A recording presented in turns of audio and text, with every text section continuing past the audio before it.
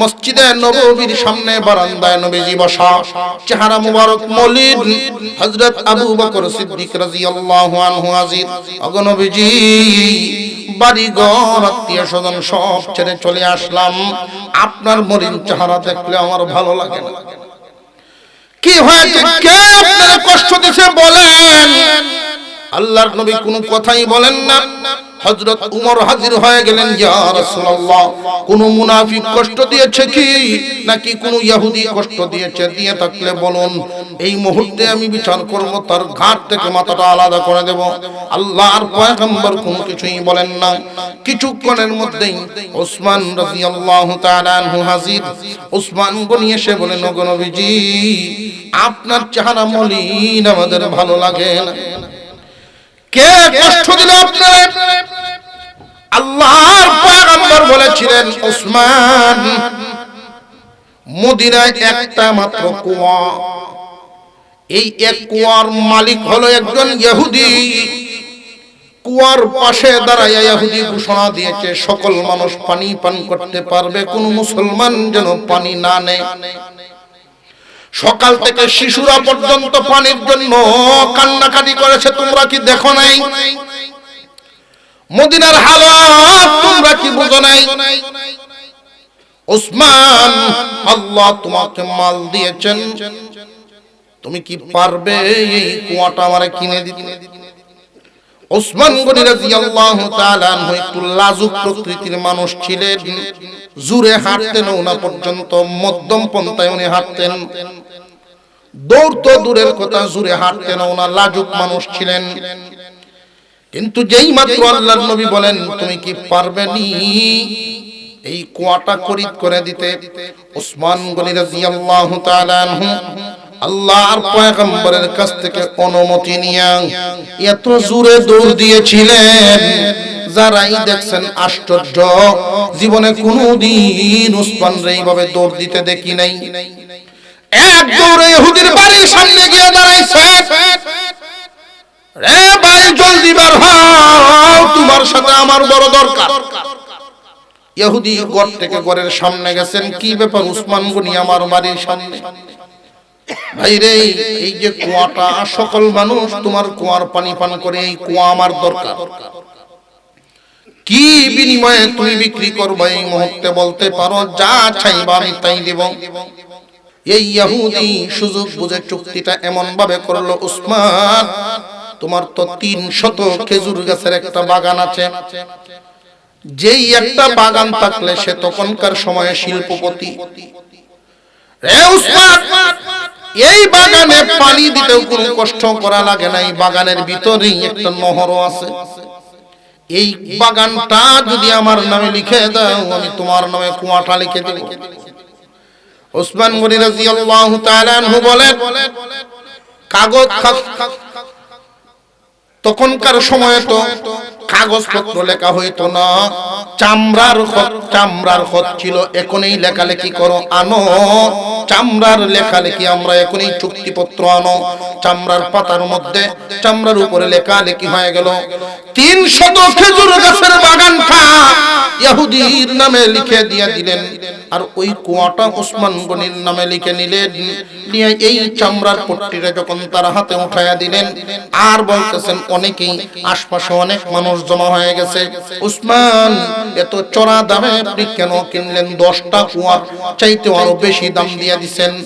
ওসমান গনি রাদিয়াল্লাহু তাআলা আনহু জবাব দেন, ও মানুষেরা, তোমরা বুঝবা না, এই মুহূর্তে যদি এই লোক আমার সাথে চুক্তি করত, আমি ওসমানের 300 খেজুর গাছের বাগান কেন, তামাম সমস্ত সম্পত্তিও যদি দাবি করত, আমি দিয়ে দিতাম। তবু এই কুয়াটা আমি খরিদ করতাম বিশ্ব নবীর মন জয় করার জন্য। আল্লাহর পয়গম্বর বলেছেন, এই কুয়া খরিদ করার জন্য। এমন কি সে যদি বলতো আমারে গোলাম বানাইব, আমি ওসমান গোলাম হয়ে হলেও এই কুয়া আমি কিনে নিতাম। চামড়াটা নিয়ে দৌড় দিলেন, রাসূলের দরবারে গিয়া সামনে হাজির করে দিলেন, ওগো নবীজি,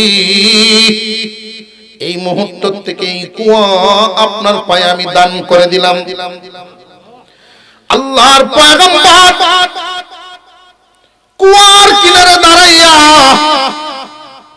ঘোষণা দিলেন মদিনার মানুষ, আজ থেকে এই কুয়ার মালিক আমি মুহাম্মদ। তবে কোনো বাধা নিষেধ নাই, শুধু মুসলমানরা পানি পান করবে এই কথা আমি বলবো না।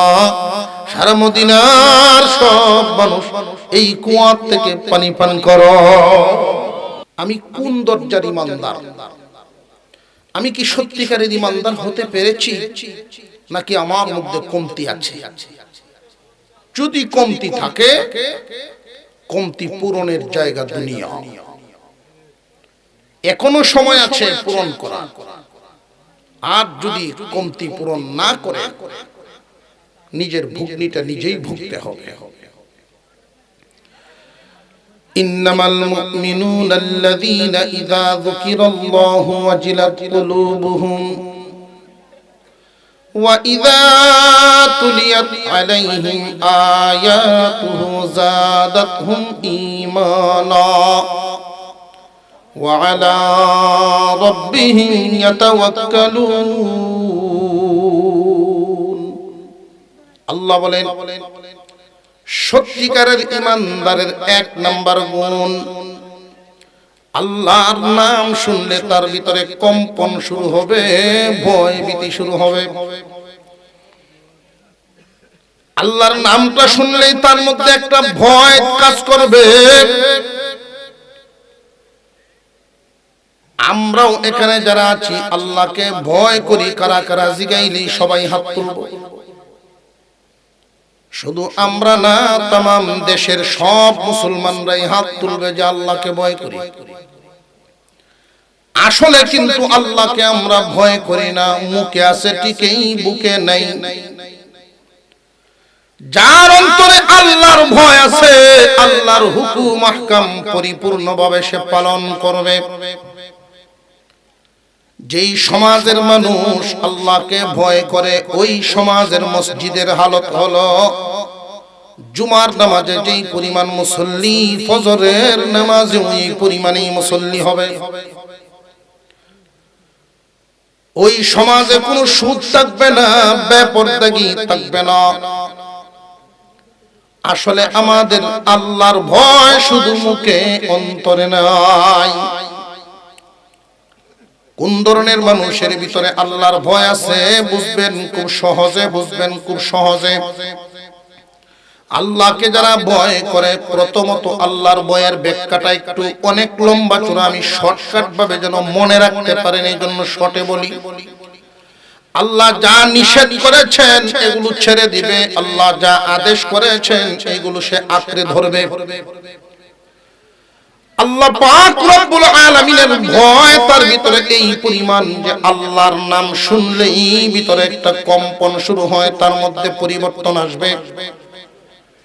অর্থাৎ খুব ভালো করে বুঝবেন মুসলমান ইমানদার ভাইয়েরা আমার, একজন মানুষ জমিতে কাজ করতেছেন, এমনি যদি মুয়াজ্জিনের আযান শুনেন আল্লাহু আকবার আল্লাহু আকবার,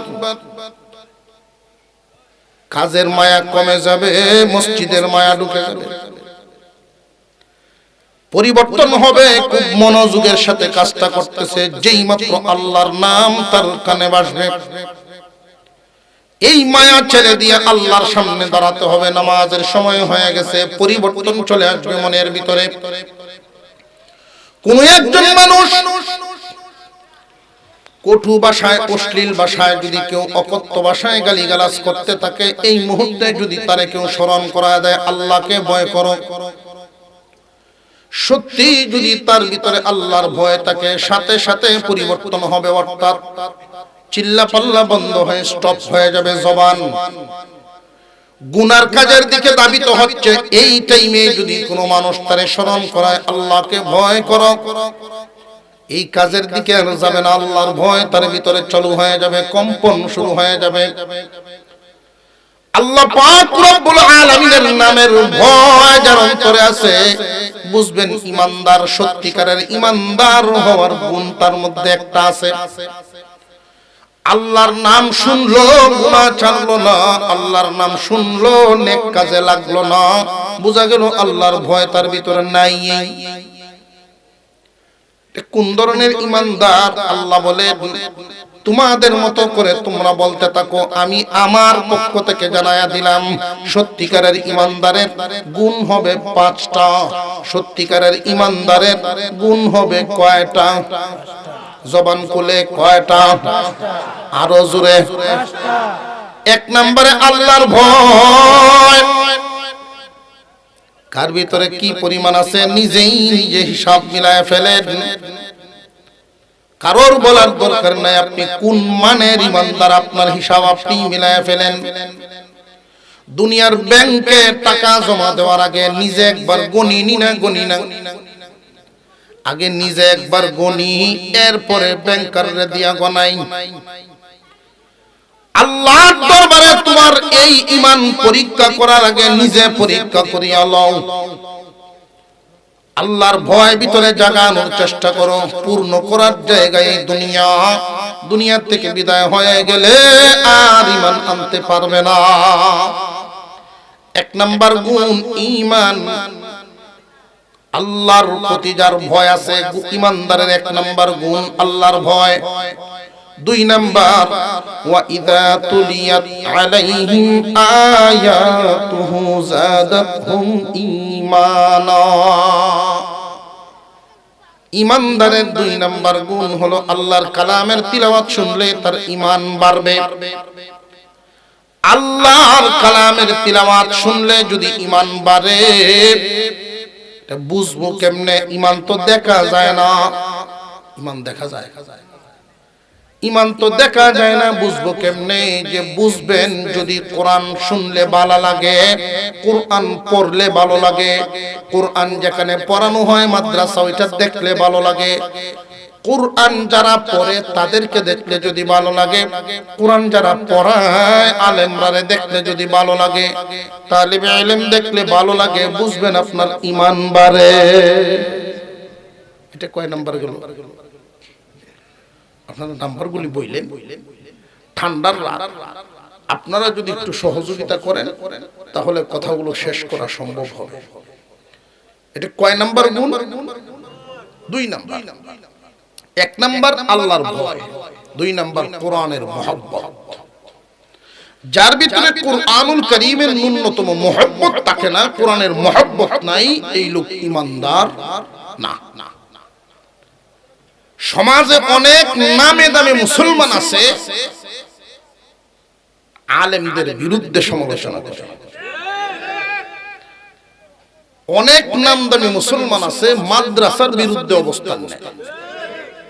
ব্যাঙের ছাতার মতো কেল্লাই, অথচ মাদ্রাসার দরকার আছে না নাই?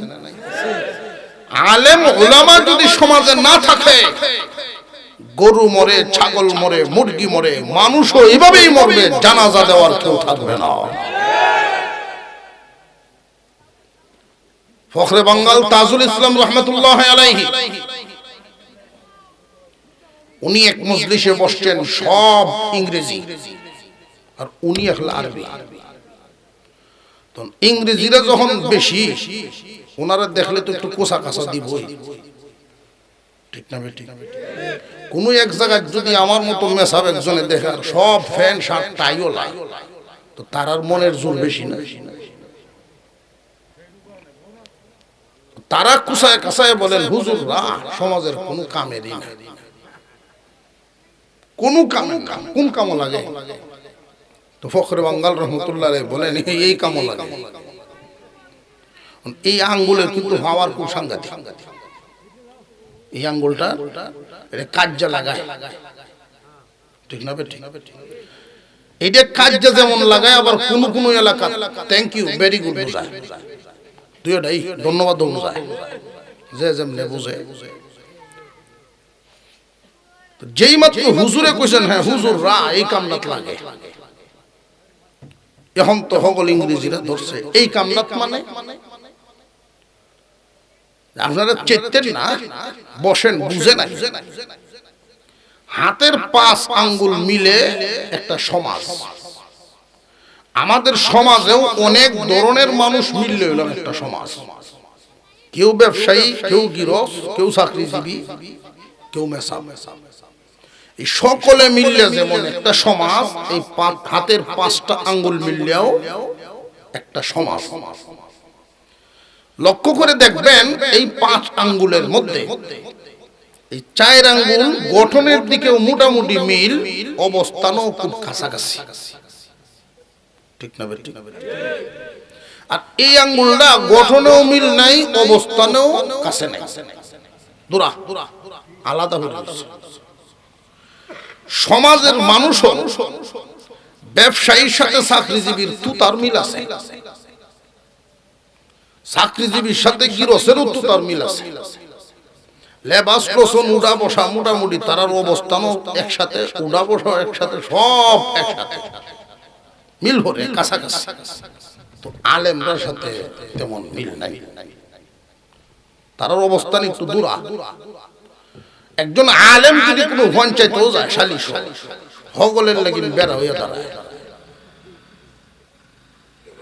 ঠিক না ঠিক? কোন বিয়ে বাড়ি উরুম দুরুম চলছে, ধুমধারাক্কা নাচ গান সম্ভব চলতেছে, যেই পাগড়ি পুগড়ি বান্ধে মসজিদের খতিব সবাই হাজির, হগলের লাগি একটা ইতস্ততা আরম্ভ, যন্ত্রণা শুরু হয়েছে। এই আঙ্গুল যেমন সমাজ থেকে অনেকটা দূরে, হাতের আলেমরাও একটু দূরে। তবে হ্যাঁ, এই আঙ্গুল কিন্তু এই হাত নামক সমাজের জন্য অত্যন্ত গুরুত্বপূর্ণ। এই আঙ্গুল যদি না থাকে, এই 4টা অচল, এই 4টা কোনো কাম নেই। এই আঙ্গুল যদি না থাকে, লবণ হলে তার জোরে কর হাত বইটা হইব, বইটা হইব, বইটা এমনি দেওয়ান লাগবে, ধরতে পারবে। ঠিক তেমনি ভাবে উলামায়ে কেরাম এমন উম্মতে মুহাম্মাদের জন্য আলেম সমাজ এই আঙ্গুলের মতো গুরুত্বপূর্ণ। এই আঙ্গুল না থাকলে যেমন হাত অচল হয়ে যায়, আলেম উলামা না থাকলে মুসলিম সমাজ অচল হয়ে যায়।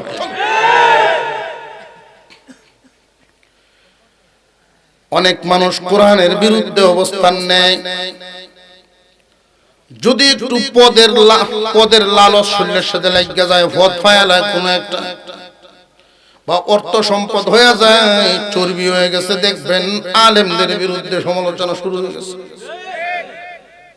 জানিয়া রাখবেন,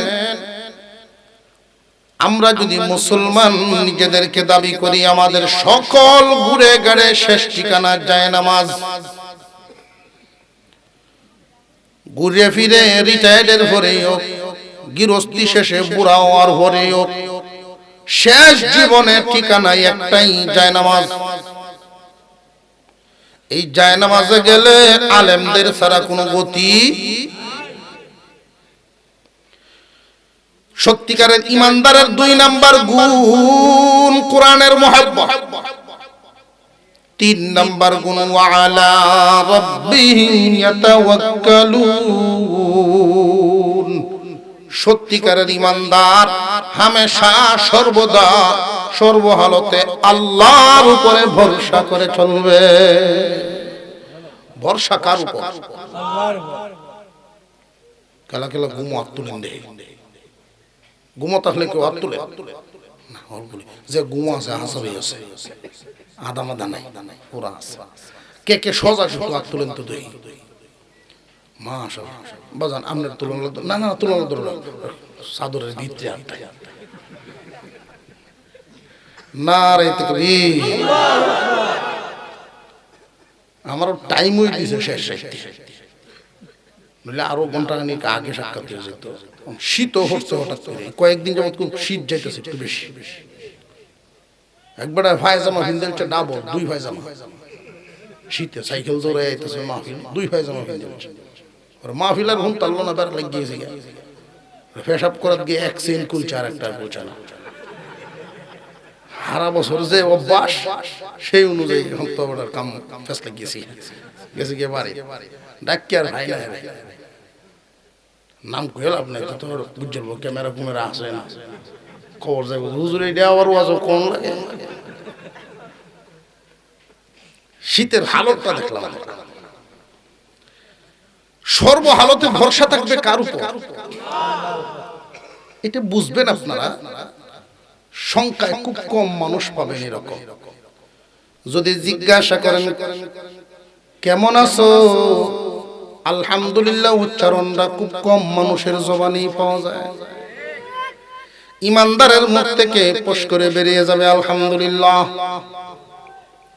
কেমনে চলেন? ইমানদারের জবানে উচ্চারণ হবে আল্লাহ চালায় ছেলের উসিল্লায়, আল্লাহ চালায় ব্যবসার উসিল্লায়, আল্লাহ চালান গৃহস্থির উসিলায়। যে ঢাকা কেমনে যাইবা, যে আল্লাহ যেমনে নেন তবে গাড়ি উসিল্লা। আমাদের সবকিছু করে দেন কে?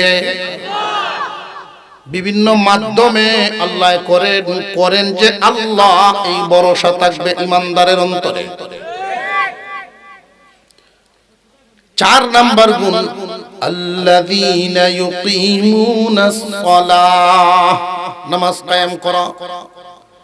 সত্যিকারের ইমানদার 4 নাম্বার গুণের অধিকারী, তারা নামাজ কায়েম করবে।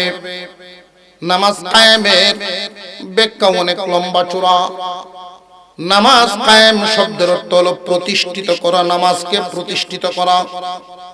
নিজের বডির মধ্যে করো, নিজের পরিবারের মধ্যে, তোমার অধীনস্থদের মধ্যে নামাজকে প্রতিষ্ঠা করতে হবে। নামাজ প্রতিষ্ঠা হবে কখন, কেমনে বোঝা যাবে? খুব ভালো করে বুঝে নামাজকে নামাজের মতো করে আদায় করা। আমাদের যেমন একটা বডি আছে, নামাজেরও একটা বডি আছে। আমাদের বডির এমন অঙ্গ আছে যেই অঙ্গ না থাকলেও মানুষ বাঁচবে। নামাজেরও এমন অঙ্গ আছে যে অঙ্গ ছুটে গেলেও নামাজ ঠিক থাকবে। আমাদের বডির এমন অঙ্গ আছে যে অঙ্গ না থাকলে মানুষটাই বাঁচত না। নামাজেরও বডির এমন অঙ্গ আছে যে অঙ্গ ছুটে গেলে নামাজই ছুটে যায়। কথা বুঝে আসতেছে? আল্লাহ পাক রব্বুল আলামিন নামাজ কায়েমের কথা যে বুঝাইলেন, অর্থাৎ পরিপূর্ণতার সাথে আমরার বডি যেমন পরিপূর্ণ, হাত কান নাক গলা যা আছে সব কমপ্লিট। নামাজেরও সুন্নত মুস্তাহাব ওয়াজিব ফরজ হক আদায় করে নামাজ আদায় করা, নামাজকে নামাজের মতো করে আদায় করা।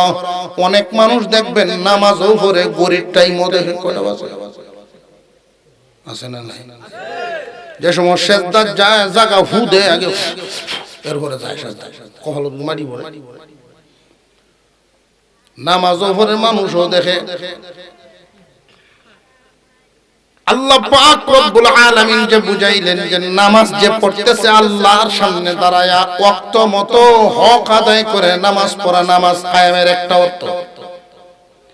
নামাজ কায়েমের আরেকটা অর্থ হলো এমন ভাবে নামাজ আদায় করবেন, নামাজের সাথে যেন অন্তরের সম্পর্ক এমন হয়, এশার নামাজ পড়ে যখন ঘুমাইবেন, ফজরের জন্য যদি মন কান্দে, বুঝবেন নামাজ কায়েম হইতেছে। জোহর পড়েছেন, আসরের জন্য মন কান্দে, আসর পড়েছেন, মাগরিবের অপেক্ষা মন কান্দে, এই যে নামাজের জন্য নামাজ কায়েম শুরু হয়ে গেল। কোথাও যদি বেড়াইতে যায়, নামাজ যার কায়েম হয়ে গেছে, বেড়ানো গেলে তার বিছানাটা কেমন ওইটা দেখে পড়ে, নামাজের বাও আসেনি ওইটা দেখে আগে বুঝবেন নামাজ কায়েম হয়ে গেছে। 5 নাম্বার, আল্লাহর দেওয়া মাল থেকে আল্লাহর রাস্তায় দান করে, ওয়া মিম্মা রাযাকনাহুম ইউনফিকুন। আল্লাহর দেওয়া মাল থেকে আল্লাহর রাস্তায় দেয়। আল্লাহ যেটি আমরা দিছে এইখান থেকে আল্লাহরে দিতাম। আল্লাহ আমরা দিছে নি কিছু মনে হয় না, কেউ বাপে দিছে, কেউ বড় ভাইয়ে দিছে, কেউ দাদায় তৈরি গেছে, আল্লাহ দিল। আমার এক নতুন আত্মীয় বাড়িতে গেছি, তো তালুই বেড়া আমার ডাককে দেখায়, বাজান এই যে সামনের যে জমিনটা, এটা আমরা, এই জমিনটাও আমরা, এটি সব আমার হাতের রাখা। আমি শেষ পর্যন্ত যে গেছি, বাজান আল্লাহর কিচ্ছু নাই। তখন বেটা আমার দিকে চায় রয়েছে। তো আমার অর্থটা ঠিক মতো বেটা পোষাটা বুঝছে কিনা জানি না, আমার উত্তর দেয় আল্লাহরও আছে একটু দেখো না। ঘরের সাইডে দেনে দেখাইছে 5% জায়গা, কইটা আমরা আল্লাহর নিয়ত তৈছি, মসজিদ বানাই, বাকিটা তার, এটা আল্লাহ। কয়েক হাল জমি সব নিজেরা, আর 500 তো কার। এই যে আল্লাহ ফার্স্টে আল্লাহ কিন্তু দুলাবাইয়ের পিছনে ঘুরতাম, মনে হয় নি ছোটবেলা দুলাবাই জুতার হিসাব করে দেয় ফার্স্টে তেমনি ফার্স্টে জুতারা পরে বান্নি মালা লইয়া যাইব 10 টাকার লাগিন ঘুরতাম ফিসেতে ব্যাগ লইয়া। বঞ্জামাইরা শালারে কাম করে না, 5 টাকার মালিকও আসলাম না, 10 টাকার মালিকও আসলাম না, সবগুলোর মালিক আছেন কে? আব্বা। এরপরে দিবেন আমারে, অর্থাৎ এই দুনিয়ার সমস্ত সম্পদের আসল মালিক আল্লাহ। আমরা কিছুদিনের জন্য ম্যানেজারি দায়িত্ব দেন। 100 বছর আগে এই এলাকায় কেউ ছিল এমন কি কেউ আছে না? 100 বছর আগে, আগামী 100 বছর পরে এখানে কেউই আর থাকবো না। অল্প দিনের জন্য মহান মাওলাই কারীম পরীক্ষা করার জন্য যে তুমি কি করো আমি একটু দেখতাম। আওলাদও দেন, মালও দেন। কেউ আওলাদ এবং মাল পায়া এই কথা বলে না যেটা আমার আল্লাহ দিছে। কেউ আছে বললে যায়, যারা বললে যায় দেখবেন তার অবস্থা আটটা গেলে তার শরীর কেউ লাগদারে না। আমি 7 ফুটের বাপ, আন্তাজ আছে তো গরমি আইব। মসজিদও গেলেও বেড়াগিরি কমে না। সম্পদ যদি বেশি হয়, আল্লাহর দেওয়া যে সম্পদ এটা বলিয়া যায়। এই কারণেই মানুষকে দেখবেন সম্পদের গরমে মানুষের সাথে আচরণ করে, কইব বাড়িতে বাইরে দিয়ে সব জায়গা আমার বাইরে দিয়ে, এমন কইয়া আছে না নাই? যারা এই জাতের বাক্য ব্যবহার করে বুঝবেন আল্লাহর দেওয়া মাল এই কথা বলে গেছে। আমাদের যাকে যেই পরিমাণ দিয়েছেন কে? আল্লাহ বলেন আমার দেওয়া মাল আমার রাস্তায় দেওয়ার মতো মন তৈরি থাকে। ইমানদার হওয়ার 5 নাম্বার গুণ তার মধ্যে আছে।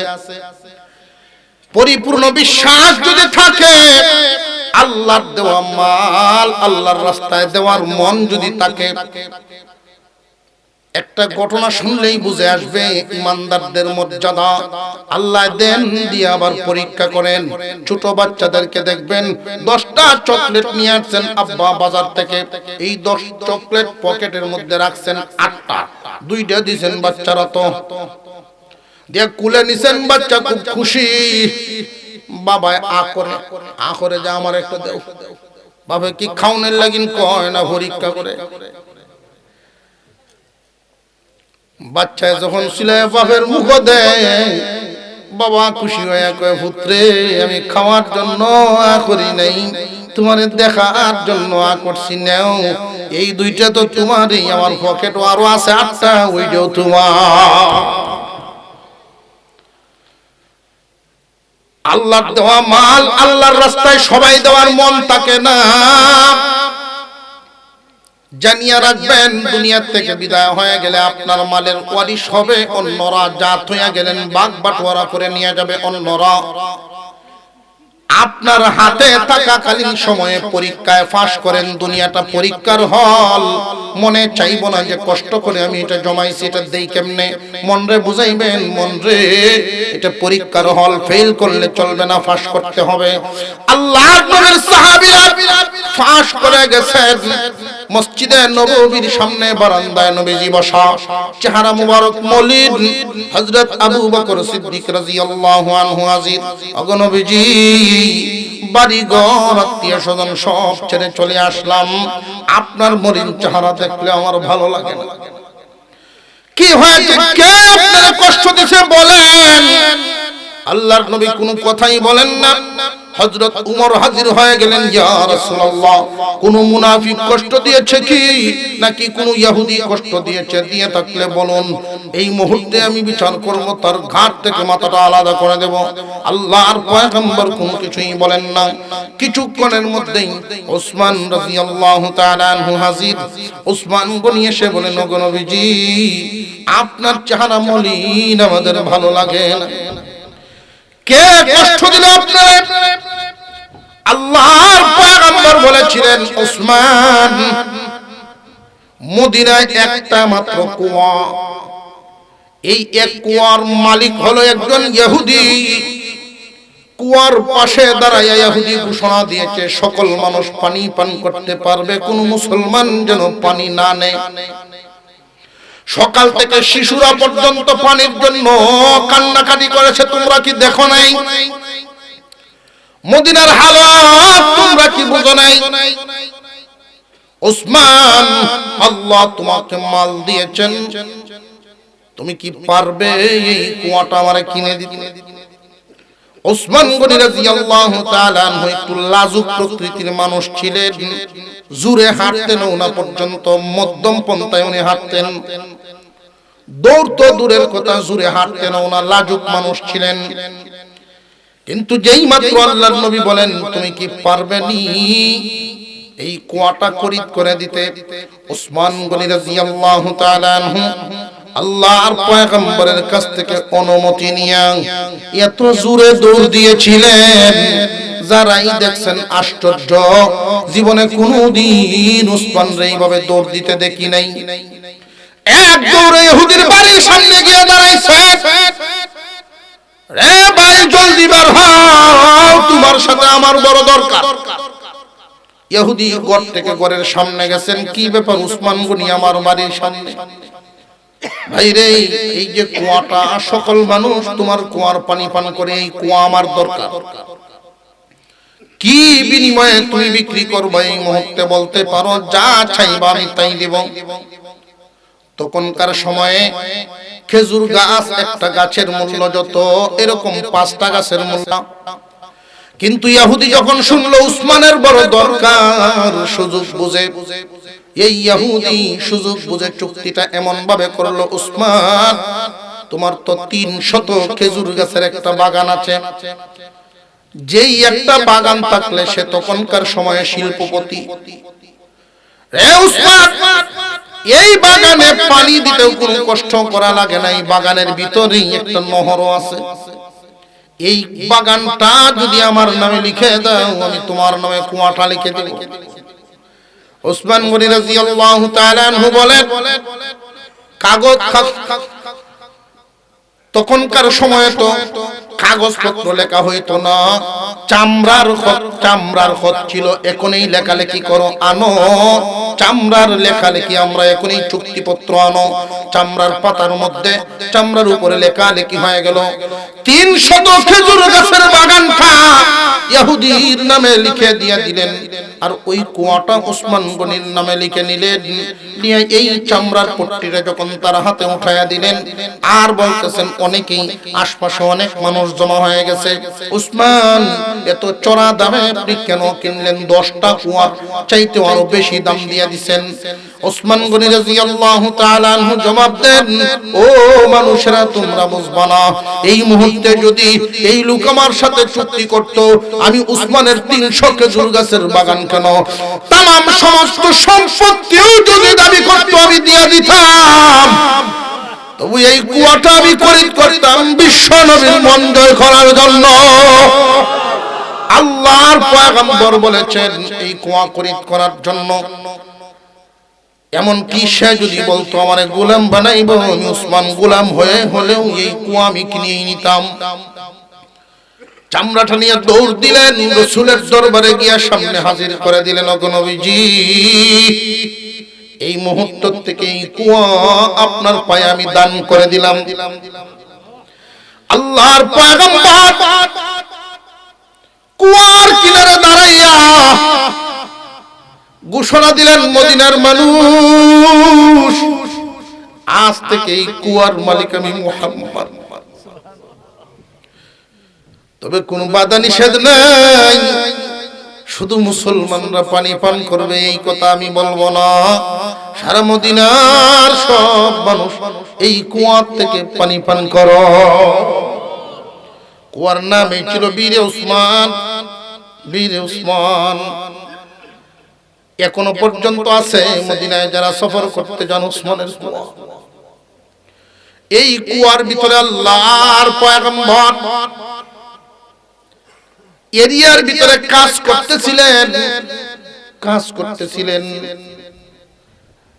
কিছুক্ষণ পর নবীজির একটু ক্লান্তি অনুভব হলো। কুয়ার ভিতরে দুটো পা দিয়া কুয়ার উপরে উনি বসছেন, কুয়ার সাইডের কিনারে বসছেন, দুইটা পা ঝুলায় দিবেন ভিতরের দিকে। আবু মুসা আশআরী রাদিয়াল্লাহু তাআলা আনহু ছিলেন নবীজির সঙ্গী ওই দিন। উনি অনুভব করলেন, বুঝে নিলেন হয়তোবা আল্লাহর পয়গম্বরের ক্লান্তি এসে গেছে, উনি একটু আরাম করবেন, কাউকেই আসতে দিব না। উনি গেট লাগায় দিয়েছেন, খেজুর গাছের একটা ডাল বেঁধে দিয়েছেন। কিছুক্ষণের মধ্যেই আবু বকর সিদ্দিক রাদিয়াল্লাহু তাআলা আনহু আয়েশা দেখলেন নবীজি বসা আরাম করতেছেন, আর ওই দিক দিয়ে ডাল বান্দা, তাই সরাসরি তিনি গেলেন না। আবু মুসা আশআরী রাদিয়াল্লাহু তাআলা আনহুর কাছে বলেন, হে আবু মুসা, রাসূলকে গিয়ে আমি আবু বকরের সালাম দাও, অনুমতি চাও, আসতে পারি কিনা? গিয়ে যেই মাত্র সালাম দিলেন, আবু বকর আসবে, আপনাকে সালাম পৌঁছাইছেন। আল্লাহর পয়গম্বর বলেন, সালামের উত্তর দাও এবং তার ভিতরে আসার অনুমতি দাও। হযরত আবু বকর সিদ্দিক রাদিয়াল্লাহু তাআলা আনহু কোনো কথা বলেন নাই। আল্লাহর রাসূলকে অনুসরণ করতে গিয়া রাসূল যেইভাবে বসছেন, ওনার বাম সাইডে দিয়ে গিয়া অনুরূপ ভাবে হুবহু আবু বকর ভিতরে পা দিয়ে হযরত আবু বকর বসে গেছে। কিছুক্ষণের ভিতরে হযরত ওমর ফারুক রাদিয়াল্লাহু তাআলা আনহু আসলেন। ওমর আসার সাথে সাথেই সালাম দিলেন, সালাম পৌঁছাইলেন। আল্লাহর পয়গম্বর বলেন, আমার ওমরকেও ভিতরে আসতে দাও। ওমর রাদিয়াল্লাহু আনহু ভিতরে ঢুকলেন, গিয়ে দেখেন আল্লাহর পয়গম্বরের বাম সাইডে দিয়ে আবু বকর, ডান সাইড খালি। তো ডান সাইডে দিয়ে বসার মতো সাহস উনি পাইতেছেন। আল্লাহর নবীকে কত সম্মান দিতেন, কত মানা মানতেন, যার নাম শুনলেই অর্ধেক পৃথিবী কাঁপত, যার নাম শুনলে অর্ধ জাহান কেঁপে উঠত। আর ওমর রাদিয়াল্লাহু আনহু বলতেন, আমি तमाम দুনিয়াবাসীর কাছে শক্ত, কিন্তু রাসূলের দরবারে মুমের চাইতে নরম। আল্লাহর নবীর চোখে চোখে তাকায় সাহাবীরা কোনো সময় কথা বলতেন না। উনি ডান সাইডে বসতে সাহস করছেন না, উনি বাম দিয়া গিয়া আবু বকরের বাম সাইডে দিয়ে গিয়ে বসছেন। কিছুক্ষণ পরেই ওসমান রাদিয়াল্লাহু আনহু আসলেন। ওসমান আয়েশা সালাম দিলেন, এই সালাম রাসূলের দরবারে নিয়ে পৌঁছালেন। আল্লাহর পয়গম্বর বলেন, রে আবু মুসা, ওসমানের সালামের উত্তর দিলাম, ওসমানকে অনুমতি দাও ভিতরে আসার অনুমতি দাও, আর মুসিবতের সংবাদ দাও। মুসিবত আসতেছে, মুসিবতের সংবাদ দাও। ওসমান রাদিয়াল্লাহু তাআলা আনহু ভিতরে ঢুকছেন। মুসিবতের সংবাদ পায়া আল্লাহর পয়গম্বর মুসিবতের সংবাদ দিলেন। হযরত ওসমান বলেন, ঈমানদারের জন্য, মুমিনের জন্য মুসিবত এক নিয়ামত। মুসিবতকে গলায় লাগানো ঈমানদারদের জন্য এক নিয়ামত, পেরেশান হওয়ার কিছুই নাই।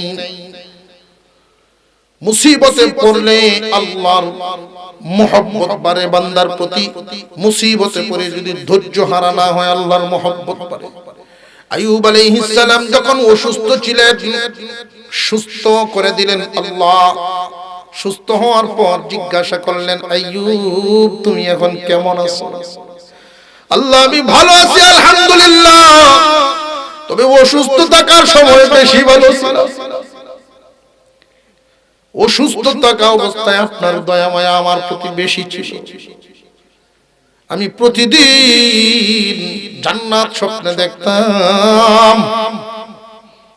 মুসিবতে থাকলে বান্দা যখন মুসিবতে পড়ে, ধৈর্যশীল বান্দারা মুসিবতে যখন পড়ে যায়, আল্লাহ পাক রব্বুল আলামিনের প্রিয় বান্দা হয়ে যায়।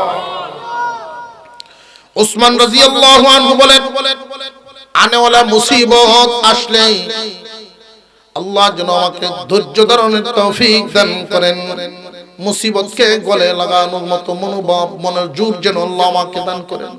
বিশ্বনবী বলেছেন মুসিবত আসবেই, কোনো সন্দেহ। ভিতরে ঢুকলে দুইকা দেখেন আল্লাহর পয়গম্বরের ডান বাম পাশে আবু বকর, আবু বকরের বাম পাশে ওমর। এখন আর ডান পাশে বসার তো সাহসই নেই, বাম দিক দিয়ে বসার মতো সুযোগটাও তো রাসূল থেকে অনেকটা দূরে হয়ে যায়। উনি ঘুরান দিয়া সামনে চলে গেলেন, আল্লাহর পয়গম্বরের সামনাসামনি এভাবে বসলেন। রাসূল যেমনে বসছেন এমনি কুয়ার ভিতরে দুই পা নামায়া সামনাসামনি বসছেন। মুহাদ্দিসিনে কেরাম বলেন, আল্লাহর পয়গম্বরের এই দৃশ্যটা আলমে বরজখের দৃশ্য। আলমে বরজখের দৃশ্য কেমনে? মেরাজে নিয়া জান্নাত দেখাইছেন, জাহান্নাম দেখাইছেন, সব দেখাইছেন। ওই দিন আল্লাহ পাক দেখাইতেছিলেন, দোস্ত আমার, আপনি এখানে বসছেন, আপনার উপরে আবু বকর আসবে, আবু বকর আপনার পাশেই বসবে, আর পরে ওমর আসবে আপনার পাশে বসবে। আপনার প্রিয় সাহাবী ওসমান আসবে, ওসমান পাশে বসবে না, সামনে বসবে। বাস্তব চিত্র লক্ষ্য করে দেখেন, আল্লাহর পয়গম্বরের রওজা, আল্লাহর রাসূলের রওজা মুবারক, বাম সাইডে আবু বকর, তার বাম সাইডে ওমর। একটু সামনাসামনি জান্নাতুল বাকিতে ওসমান শুয়ে আছেন। আল্লাহ পাক আলমে বরজখের নমুনা দেখায় নিলেন। দুনিয়ার জমিনে আল্লাহ মাল দেন, কেউরে কম দেন, কেউরে বেশি দেন, দিয়া পরীক্ষা করেন তুমি তোমার মালের ব্যবহারটা কোন লাইনে কোন পর্যায়ে করেছো। সবাইকে সব হালতে দেন না। মহান মাওলাই করিম মাল ও আওলাদ দুনিয়ার সৌন্দর্য হিসেবে দিয়েছেন। যার মাল নাই তারে একদম নিম্নমানের মনে করবেন না। কেউরে যদি আল্লাহ মাল দিছেন এটা ভাববেন না যে আল্লাহ বিশেষ রহমত করছেন না। আল্লাহর দেওয়া যত নিয়ামত, আল্লাহর নিয়ামতের এক নাম্বার নিয়ামত পরিপূর্ণ ঈমান, দুই নাম্বার নিয়ামত শারীরিক এবং মানসিক সুস্থতা, তিন নাম্বার নিয়ামত নেককার বিবি, চার নাম্বার নিয়ামত নেককার আওলাদ, পাঁচ নাম্বার নিয়ামত মুমিনের অন্তরে সম্মান, সম্মান ইজ্জত, ছয় নম্বর নিয়ামত দ্বীনি বুঝ, সাত নম্বর নিয়ামত দ্বন্দ্বলত। দ্বন্দ্বলত দিলেই যে আল্লাহ আপনার প্রতি খুশি এটা ভাববেন না। অনেক ধনী মানুষ মাল পায়া লাঞ্ছিত হয়, আছে না নাই? আল্লাহ পাক আমাদেরকে যেন যা মাল দেন হালাল পথে আল্লাহ দেন। হালাল পথে ধনী হওয়া এই সুযোগ সবার হয় না, বেশিরভাগ মানুষ হারাম পথে ধনী। হালাল পথে ধনী হয় তারা, আল্লাহর নিয়ামত প্রাপ্ত হয় যারা। পরিশ্রম করবে কম, বরকত হবে বেশি। এমন মানুষও আছে সারা দিন কষ্ট করে 1000 টাকা রুজি করে। আবার এমন মানুষও আছে একটা নাট কালি ঘুরান দিছে 1000 বিল, আছে না নাই? পরিশ্রম কম, মাল বেশি। এটা আল্লাহর দেয়া নিয়ামত। সম্মানিত হাজিরিন, মসজিদ আপনাদের, এই মসজিদে একজন ইমাম ছিলেন আল্লাহ ওয়ালা। আল্লাহ পাক ওনার মাকামকে আরো উঁচা করে দেন, বলুন আমিন। আরো জোরে বলেন আমিন। আপনারা সেই আল্লাহ ওয়ালার নজরের লোক, আপনারাও উনাকে দেখছেন, উনিও আপনাদেরকে দেখছেন। আল্লাহ ওয়ালাদেরকে দেখার, আল্লাহ ওয়ালার দেখা নিয়ামত। মরণ তো অনেকেই মরে, কেউ গুনাহ করতে করতে মরে, বাথরুমে পড়ে মরে, পেশাব পায়খানা করে মরে। আবার এমন মানুষও আছে শাহাদাতের দস্তরখানে ওযুর হালতে, ইবাদতের হালতে মরে। আল্লাহ যেন আমাদেরকে জান্নাতি মরণ দেন, বলুন আমিন। মসজিদ ভাঙা হয়েছে মেরামত করার জন্য। নবীজি সাল্লাল্লাহু আলাইহি ওয়াসাল্লাম বলেছেন, কেউ যদি আল্লাহর জন্য, দেখানোর জন্য না, আল্লাহর জন্য কেউ একটা মসজিদ বানায় দেয়, আল্লাহ তার জন্য স্বর্ণ এবং রূপা দিয়ে একটা বালাখানা বানায় দিবেন। তার জন্য জান্নাতের ভিতরে স্বর্ণের বাড়ি বানায় দিবেন। একজন সাহাবী প্রশ্ন করলেন, ইয়া রাসূলুল্লাহ, সবার তো এই সামর্থ্য নাই মসজিদ একটা বানায় দেওয়া। আল্লাহর রাসূল বলেন, সবাইকে আল্লাহ মাল সমান দেন নাই, এইজন্যই সবাই পারবে না। তবে এটা মনের ব্যাপার। আল্লাহর দেওয়া মাল থেকে তার সামর্থ্য অনুযায়ী কেউ 1 কোটি টাকার মালিক, উনার দান, আর কেউ 1000 টাকার মালিক, উনার দান সংখ্যায় সমপরিমাণ হবে না, কিন্তু মনের দিক থেকে সমপরিমাণ হবে।